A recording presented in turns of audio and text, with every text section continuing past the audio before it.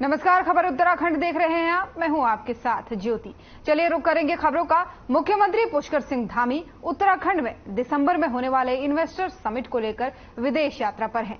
आपको बता दें कि मुख्यमंत्री पुष्कर सिंह धामी विदेश यात्रा पर हैं। वहीं वो अपनी लंदन यात्रा के बाद निवेशकों के साथ बैठक भी कर रहे हैं। अपनी यूएई यात्रा के दौरान सीएम पुष्कर सिंह धामी ने आबू धाबी में बन रहे BAPS मंदिर में गए और वहां पर बन रहे मंदिर में कार सेवा की। मुख्यमंत्री ने इस भव्य हिंदू मंदिर के निर्माण के लिए लगे सभी संयोजनकर्ताओं और निर्माणकर्ताओं का भी आभार व्यक्त किया। वहीं उन्होंने कहा कि ये हिंदू मंदिर सांस्कृतिक विरासत, मूल्यों, सद्भाव और हिंदू परंपराओं को बढ़ावा देने का कार्य भी करेगा। इस अवसर पर कैबिनेट मंत्री डॉक्टर धन सिंह रावत भी उपस्थित रहे।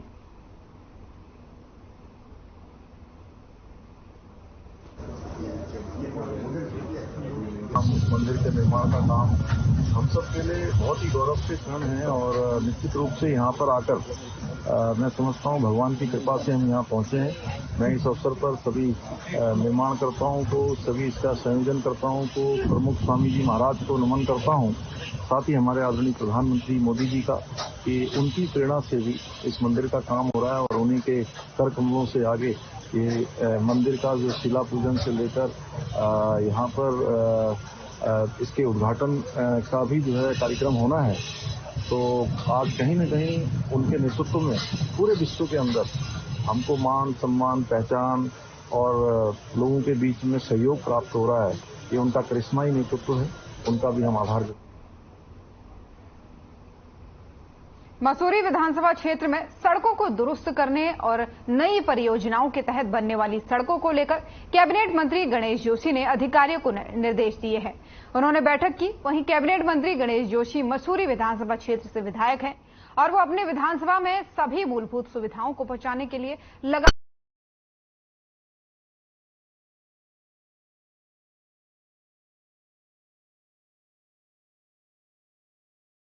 निर्माण कार्य चल रहा है, उनको लेकर के उन्होंने अधिकारियों को से फीडबैक भी मांगा है।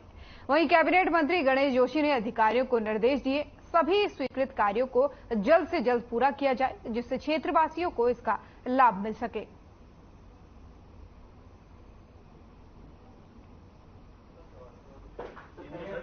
जो कई दिनों से लंबित है, जैसे 11 धनोल्टी मोटर मार्ग, उसको बनने के बाद धनोल्टी की दूरी कम से कम 35-40 किलोमीटर कम हो जाएगी। इसी प्रकार बालागंज चामुसारी मोटर मार्ग, इसी प्रकार मेरे क्षेत्र के कई पुल व अन्य सड़कों की जो काफी दिनों से लंबित है। इसी प्रकार सहजधारा में एक बाईपास मार्ग, क्योंकि वहां पर जाम लगता है, बड़ा जोन जो है बाईपास की, इन सारे कामों की समीक्षा मैंने यहाँ पे की है। और एक क्योंकि 2019 से मैं विकास पुरुष के नाम से जाने जाने वाले उत्तराखंड राज्य के प्रथम निर्वाचित सरकार के मुख्यमंत्री रहे स्वर्गीय पंडित नारायण दत्त तिवारी का जन्मदिवस और पुण्यतिथि है। इस अवसर पर कांग्रेस जनों ने प्रदेश मुख्यालय में स्वर्गीय ND तिवारी के चित्र पर पुष्प अर्पित करते हुए उन्हें श्रद्धांजलि दी।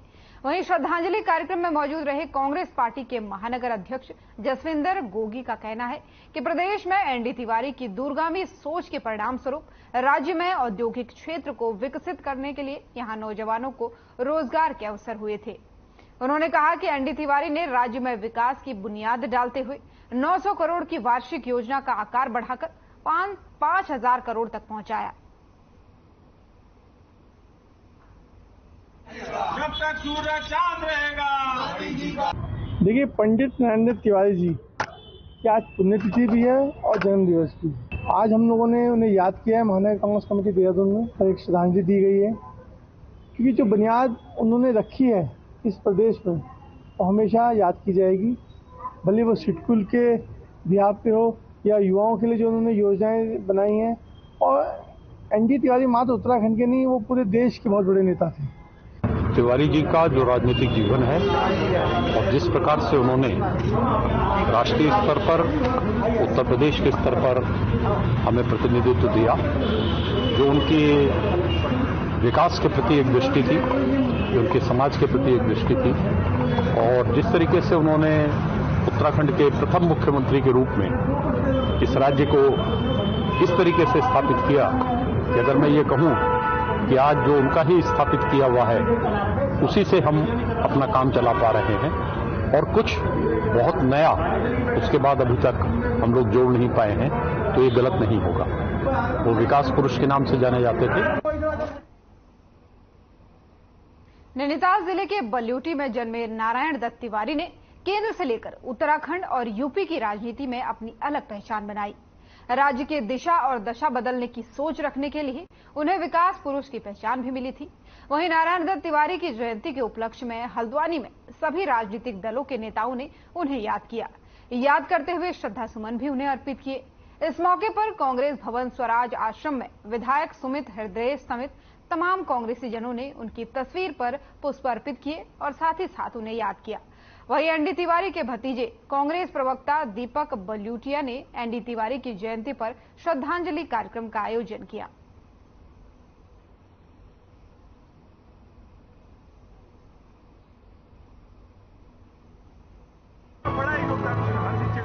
देखिए, स्वर्गीय नारायण दत्त तिवारी जी सर्वमान्य नेता रहे। दलगत राजनीति से ऊपर उन्होंने विकास को ही तरजीह दी और आज उनको जो उनकी पुण्यतिथि और उनकी जयंती पर सभी आपने देखा होगा विभिन्न दलों से, चाहे वो भाजपा हो, चाहे वो समाजवादी पार्टी हो, चाहे कांग्रेस हो, चाहे वो उत्तराखंड क्रांति दल हो, चाहे आपके समाजवादी पार्टी हो, चाहे आम आदमी पार्टी हो, सभी नेतागण यहाँ पर उनको श्रद्धांजलि देने पहुंचे हैं। और जो उन्होंने विकास कार्य किए और विकास जो इस उत्तराखंड की नींव डाली, यहाँ का युवा उनका सदा आभारी है। सिडकुल उन्होंने बनाया, आपका मेडिकल कॉलेज उन्होंने बनाया, इंजीनियरिंग कॉलेज उन्होंने बनाया, आईएम काशीपुर की स्थापना करी और हजारों लाखों युवाओं को रोजगार उन्होंने यहाँ उपलब्ध कराया। ऐसे महान पुरुष जो दो प्रदेश के मुख्यमंत्री रहे, ऐसे महान पुरुष को आज हम उनको विनम्र श्रद्धांजलि देते हैं। उनकी हस्ती थी और जो तिवारी जी के कार्य थे, केवल उत्तराखंड उत्तर प्रदेश नहीं, देश नहीं, विदेशों तक उन्होंने जो अपने देश का गौरव बढ़ाया, अपने क्षेत्र का गौरव बढ़ाया। आज वाकई में उनको हम सब नमन करते हैं, उन्हें याद करते हैं। और पदमपुरी में जब वो पढ़ते थे, आप सोचिए अखबार पढ़ने के लिए पैदल नैनीताल हर दिन जाते थे और वहाँ से इलाहाबाद विश्वविद्यालय के वो उन्होंने MA टॉप करा और वहाँ के पहले आज़ाद भारत के अध्यक्ष बने। उसके बाद प्रजा सोशलिस्ट पार्टी से लेकर कांग्रेस पार्टी का जो सफर रहा और केंद्र में मंत्री रहे और अगर वो चुनाव नहीं हारते 91 वाला तो देश के प्रधानमंत्री भी होते। तो ऐसी विशाल विराट उनकी पर्सनालिटी थी, ऐसे महान व्यक्तित्व वो थे। और उन्होंने उत्तराखंड जब राज्य बना, जो मुख्यमंत्री बने पहली चयनित सरकार, जो विकास कार्य करे अभूतपूर्व है। इस राज्य की आधारशिला जो थी, विशेष तो मैं कहूँगा सिडकुल की जो स्थापना थी। आज अगर सोचिए सिडकुल नहीं होता, क्योंकि भारतीय जनता पार्टी का जंगल राज तो हमने देखी, आज अगर सिडकुल नहीं होता, मैं आपको विश्वास दिलाता हूँ उत्तराखंड में माओवाद होता। तो तिवारी जी को आज हम नमन करते प्रणाम याद हैं। तिवारी जी का आज 18 अक्टूबर को जन्मदिन भी है और उनका दिवस पर भी हम श्रद्धांजलि करते हैं। तिवारी जी के साथ मेरा बहुत लंबा साथ नहीं रहा, लेकिन फिर भी मैं सामाजिक कार्यकर्ता होने के नाते जब उत्तर प्रदेश के वित्त मंत्री थे बहुत कुछ बताया और वास्तव में उस समय से मैं सरकार से काम करने के लिए आया, वहाँ मैंने उनके काम करने की शैली देखी। इतने इजी उनकी पार्टी के अंदर भी बहुत चीजें विरोध होती रहती थी, लेकिन उसके बावजूद तिवारी जी की जो हमने उद्यान का तैयार किया 2 बजे 1 बजे अधिकारी को नाराज नहीं करते थे, लेकिन उससे कहते थे उन्होंने उसकी काम कर रहा है तुम सो जाओ। और अधिकारी भी जानता था, उसको पता था और सम्मान कार्यकर्ताओं का, इस तरह के व्यक्ति थे। मुझे लखनऊ से लेकर सेक्रेटरी थे, उनसे कहा इनको मीराबाई गेस्ट हाउस सेक्रेटरी की थोड़ी ईगो टकराई, लेकिन बहुत कार्यकर्ता के नाते अपने क्षेत्र से लोग आए हैं, उनके पद चिन्हों पर चल करके पता था कि तरक्की करें। शुद्ध रूप से हमारी उल्टी विकास पुरुष स्वर्गीय पंडित नारायण तिवारी की आज जयंती एवं पुण्यतिथि का यह कार्यक्रम आयोजित हो रहा है। इसमें सभी प्रतिनिधि और आमजन पार्टी विचारधारा को छोड़ते हुए उनको श्रद्धा सुमन अर्पित करने आए हैं। वो एक महान पुरुष थे, एक विकास पुरुष थे, सर्वमान्य थे और स्वीकार्य थे। और मैं जहाँ तक मैंने देखा अपनी अल्पायु की राजनीति में, वो एक ट्रू स्टेट्समैन थे। उन्होंने इस उत्तराखंड के विकास के लिए, उत्तर प्रदेश के विकास के लिए बहुत कार्य किए। और ये बहुत सौभाग्य की बात है कि उन्होंने एक छोटे से पहाड़ के पदमपुरी से निकलकर राष्ट्र में अपना एक मुकाम बनाया, राष्ट्र की सेवा करी। मैं उनको हृदय से अपनी श्रद्धा सुमन अर्पित करता हूं। देखिए, आज विकास पुरुष पंडित नारायण दत्त तिवारी जी का जन्मदिन भी है और उनकी श्रद्धांजलि का दिन भी है। आज उत्तराखंड के अंदर, उत्तर प्रदेश के अंदर, भारत के अंदर उन्होंने अपने कार्यकाल में जब भी वो सत्ता पे रहे, जो उन्होंने विकास किया वो सराहनीय है। विशेष रूप से उत्तराखंड में जो भी उन्होंने विकास कार्य किए, आज वो जनता तक पहुंच रहे हैं और वो दिखाई दे रहे हैं। जैसे कि यहाँ पर उन्होंने सुष्का तिवारी का एक प्रतिष्ठान बनाया स्वास्थ्य और चिकित्सा के लिए, जो कोरोना काल में बहुत मददगार साबित हुआ। और बड़ी बड़ी इंडस्ट्रियां उन्हें उद्योग के रूप से यहाँ पर लगाई। उन्होंने अनेक क्षेत्रों में काम किया, चाहे उन्होंने विकास के लिए धार्मिक क्षेत्र में, सड़कों के क्षेत्र में, और उन्होंने मिल और उद्योग लगाने के क्षेत्र में, जो सराहनीय है। आज उन्हें चौथी पीढ़ी की जो ये यहाँ की युवा लोग हैं, चौथी पीढ़ी की जो जनता है, आज पंडित नारायण दत्त तिवारी जी के श्रद्धांजलि और उनके जन्मदिन को मना रही है। ये गर्व का विषय है कि उत्तराखंड से एक ऐसे विकास पुरुष पैदा हुए और उन्होंने पूरे देश के अंदर, पूरे प्रदेश के अंदर विकास की एक अविरल धारा को बहाया है और काम किया है। और उनके पदचिन्हों में आगे की सरकारें चलने का काम कर रही है। मैं आज इस अवसर पर उनको श्रद्धांजलि भी देता हूं और उनको नमन भी करता हूं। अब खबर काशीपुर से है, जहां द्रोणा सागर रोड स्थित कांग्रेस नवचेता भवन में उत्तर प्रदेश और उत्तराखंड के पूर्व मुख्यमंत्री नारायण दत्त तिवारी की जयंती और उनकी पुण्यतिथि मनाई गई। इस अवसर पर नेता प्रतिपक्ष यशपाल आर्य ने अपने संबोधन में कहा कि नारायण दत्त तिवारी की दूरगामी सोच के चलते आज काशीपुर समेत पूरा उत्तराखंड विकास की ओर अग्रसर है। उन्हीं की देन है जब उत्तराखंड का अस्तित्व उन्होंने पैदा किया था। उन्होंने कहा कि नारायण दत्त तिवारी जैसी विकास परक सोच वाला नेता शायद ही इस धरती पर पैदा हो। बता दें आपको कि इस कार्यक्रम में बीजेपी विधायक त्रिलोक सिंह चीमा, महापौर उषा चौधरी समेत कई पार्टी के नेता मौजूद रहे।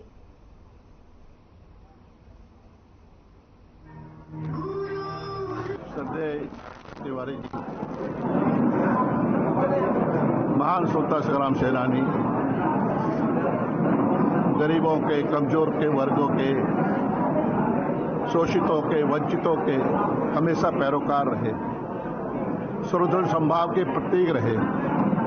देश की आज़ादी में उनका बहुत बड़ा योगदान रहा और देश के निर्माण में, उत्तराखंड के विकास में, उत्तर प्रदेश के विकास में उनका बहुत महत्वपूर्ण भूमिका रही। तिवारी जी को विकास पुरुष बोलते हैं। आज हमारे प्रदेश में जो भी विकास हुआ है और जो इंडस्ट्रियलाइजेशन हुई है वो उन्हीं की बदौलत है और हमारी पार्टी जो है उसी को, उन्हीं के रोड मैप के ऊपर हम लोग आगे काम कर रहे हैं और उन्हीं की वजह से आज जो प्रदेश जो है, जो स्टेज पे है, उन्हीं की बदौलत है। देखिए, नारायण दत्त तिवारी जी किसी एक पार्टी के या किसी विशेष व्यक्ति या किसी विशेष वर्ग के नहीं थे, बल्कि उनकी जो सोच थी वो समस्त पार्टियों को साथ लेकर चलने की थी। और आज यहाँ पर उनकी जयंती के इस अवसर पर इसी सोच के साथ यहाँ आदरणीय जो इसकी हमारी बिमला गुड़िया जी जो इसकी संयोजिका हैं, उन्होंने उनकी इसी सोच को जीवंत रूप देने के लिए आज सभी पार्टियों को लोगों को यहाँ। और लालकुआं में प्रदेश के पूर्व मुख्यमंत्री पंडित नारायण दत्त तिवारी की पुण्यतिथि पर तमाम कांग्रेसी कार्यकर्ताओं ने एनडी तिवारी की प्रतिमा पर पुष्प अर्पित कर उन्हें श्रद्धांजलि दी। इस दौरान कार्यक्रम की अध्यक्षता बिंदु खत्ता कांग्रेस ब्लॉक के अध्यक्ष पुष्कर सिंह दानू ने की। बताते चले कि इस दौरान मौजूद तमाम कांग्रेस कार्यकर्ताओं ने उनकी प्रतिमा पर पुष्प अर्पित कर उनके बताए मार्ग पर चलने का संकल्प लिया।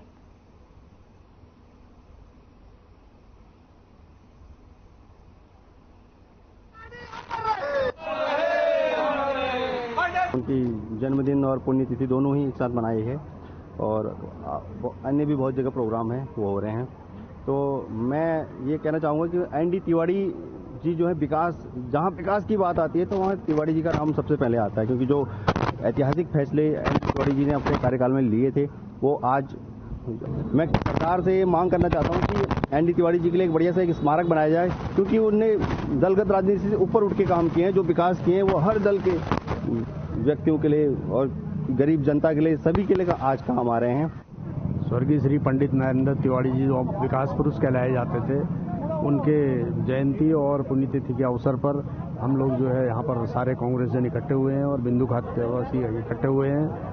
तो पंडित नरेंद्र तिवारी जी जिनका की विशेष योगदान जो है नैनीताल जिले से विशेष योगदान रहता था और बिंदु खत्ता की वसासत में उनका बहुत जो है योगदान रहा है, इसलिए हर वर्ष हम उनको याद करते हुए उनकी ये जो है जन्मदिन और पुण्यतिथि हर वर्ष बड़े धूमधाम से मनाते हैं। तिवारी जी ने हमको, जब उनकी मिसेज सुशीला तिवारी जी अमेरिका में थी तब उन्होंने हमें बहुत बड़ा सहारा दिया।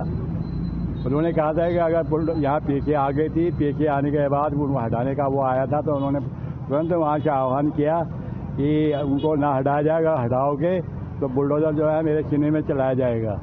तो इसके बाद जो हमारे पहाड़ के लोग थे, भूस्खलन वाले क्षेत्र के लोग थे, उनको तो अच्छा ताकत मिली। बिंदु खत्ता के कांग्रेस संगठन ने एक यहाँ पर हमारे श्रद्धेय पंडित नरेंद्र तिवारी जी जो पूरे भारत में विकास पुरुष के नाम से जाने जाते हैं, उनका जन्मदिवस व पुण्यतिथि का यहाँ पर एक आयोजन किया गया और उन्हें श्रद्धा सुमन अर्पित किए गए। तिवारी जी को हम बिंदु खत्तावासी को एज ए भगवान मानते हैं, क्योंकि उन्होंने जो हम सब के लिए किया है। ये रेलवे फाटक से इधर सेंचुरी हुआ, सेंचुरी एनडी तिवारी जी की देन, और एचएमटी एनडी तिवारी की देन, 500 फैक्ट्रियां चिटगुल में तिवारी जी की देन।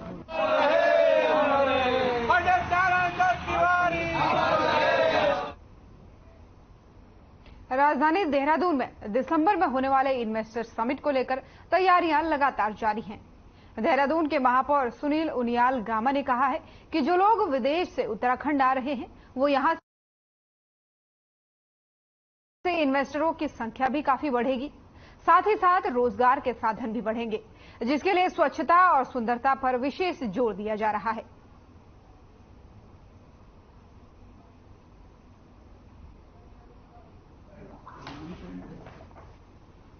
हमारा दायित्व है, हमारा कर्तव्य है कि जो शहर की साज सज्जा है, शहर की व्यवस्था है, वो ठीक हो। जो हमारे जानवर सड़कों में घूमते हैं उनको भी जो है उनको वहां से उठाकर उचित स्थान पर उनको रखेंगे।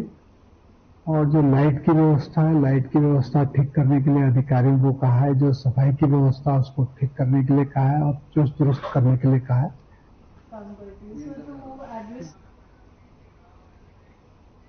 हल्द्वानी में अल्पसंख्यक आयोग के उपाध्यक्ष मजहर नईम नवाब ने विभिन्न विभागों के अधिकारियों के साथ समीक्षा बैठक की। इस दौरान अल्पसंख्यकों को मिलने वाली केंद्र और राज्य सरकार की योजनाओं का ब्यौरा भी लिया गया। आपको बता दें कि कई विभागों के अधिकारी इस बैठक में नजर आए, शामिल भी नहीं हुए, जिस पर नाराजगी जताते हुए अल्पसंख्यक आयोग के उपाध्यक्ष ने नोटिस जारी कर स्पष्टीकरण मांगा है। साथ ही कई विभागों के अधिकारियों ने योजनाओं की पूरी जानकारी नहीं दी और इस पर आयोग के उपाध्यक्ष ने उन्हें फटकार लगाते हुए कहा कि योजनाओं की पूरी जानकारी रखी जाए।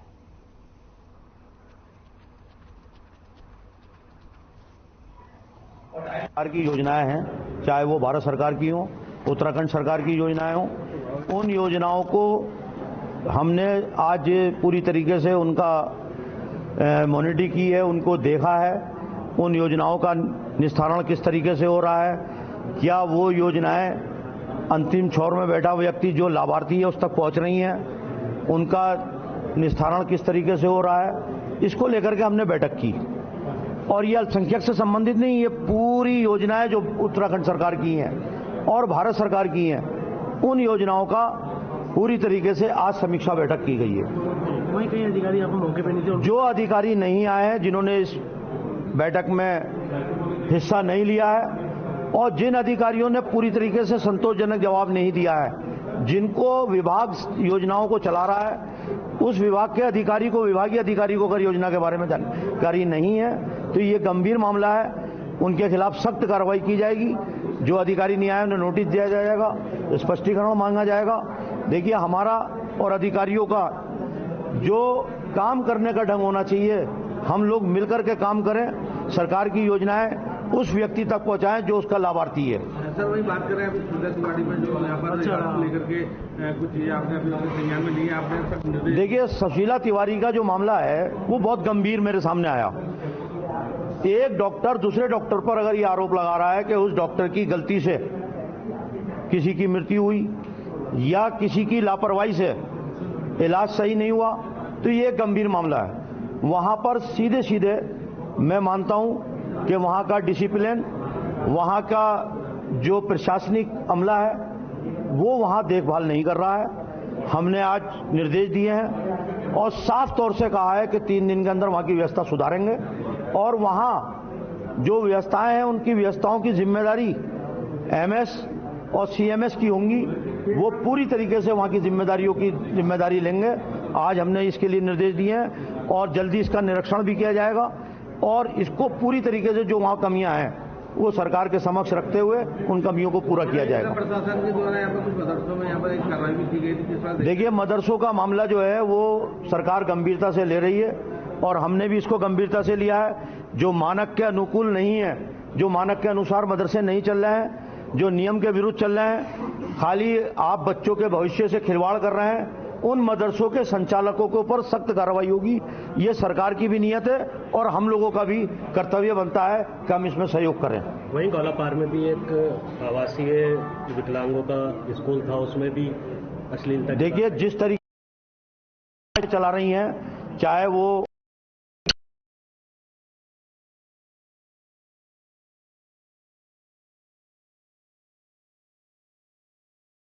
बच्चों के साथ खिलवाड़ करेंगी, उनके ऊपर पूरी कार्रवाई की जाएगी, सख्त कार्रवाई होगी, और इसके लिए जल्दी निरीक्षण भी किया जाएगा।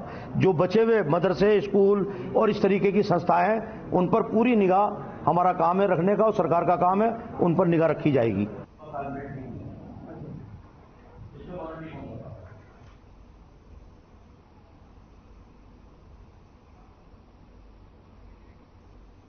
अल्मोड़ा के हवलबाग विकासखंड में बीटीसी और ग्राम प्रधानों की बैठक का आयोजन हुआ, जिसमें विकासखंड से आए बीटीसी मेंबर और ग्राम प्रधानों ने विद्युत, पानी, कृषि के साथ ही आपदा के मुद्दों पर मुख्य विकास अधिकारी के सामने उठाए कई मुद्दे। वहीं इस बैठक का जूट कपून के क्षेत्र पंचायत सदस्यों और ग्राम प्रधानों ने बहिष्कार भी किया, जिसमें उन्होंने कहा कि उनकी मांगों और प्रस्तावों पर विभागीय अधिकारी अनदेखी कर रहे हैं। वहीं बैठक में मुख्य विकास अधिकारी ने भी कहा कि विद्युत की अधिक समस्या है, जिसके निराकरण के लिए विभाग की तरफ से अधिकारियों को निर्देश भी दे दिए गए हैं।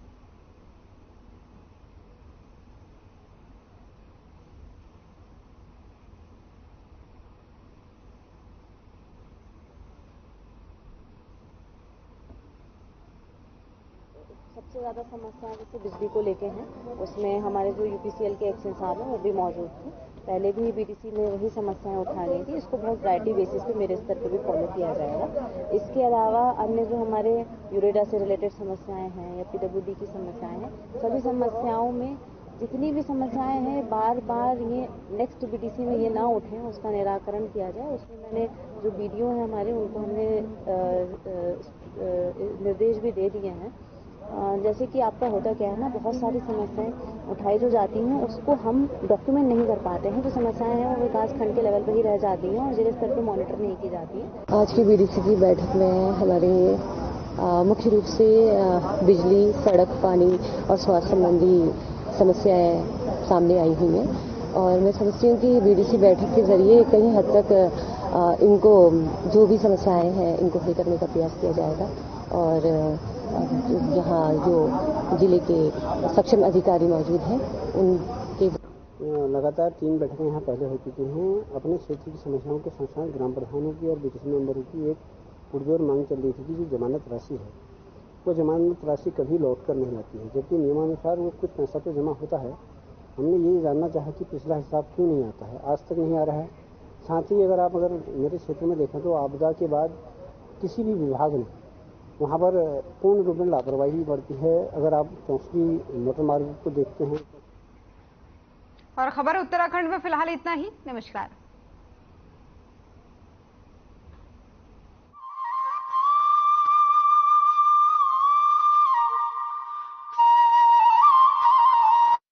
Dosas faster.